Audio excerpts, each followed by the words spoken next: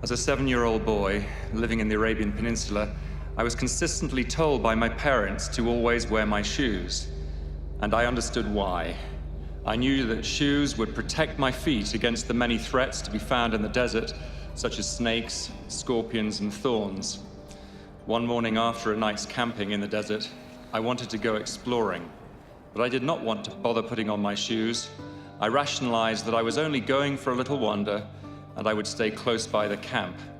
I told myself that flip-flops were shoes, of a sort. And anyway, what could possibly happen?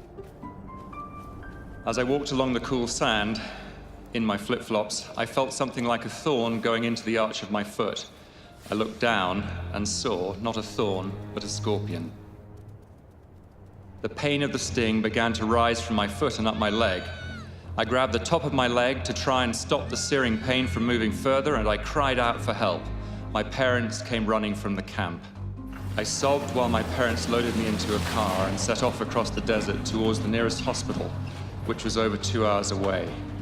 The pain through my leg was excruciating, and for that entire journey, I assumed that I was dying. When I finally reached the hospital, the doctor was able to assure us that only small infants and the severely malnourished are threatened by the sting of that type of scorpion. He administered an anesthetic, which numbed my leg and took away any sensation of pain. Within 24 hours, I no longer had any effects from the sting of the scorpion, but I had learned a powerful lesson. I had known that when my parents told me to wear shoes, they did not mean flip-flops.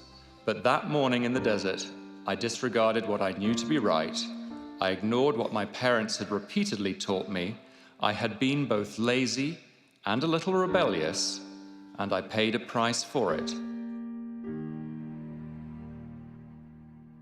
Disregarding what we know to be right, whether through laziness or rebelliousness, always brings undesirable and spiritually damaging consequences.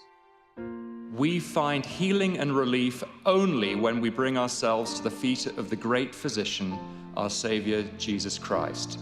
We must cease fighting against God and instead give our whole hearts to Him, holding nothing back. Then He can heal us. Then He can cleanse us from the venomous sting of sin.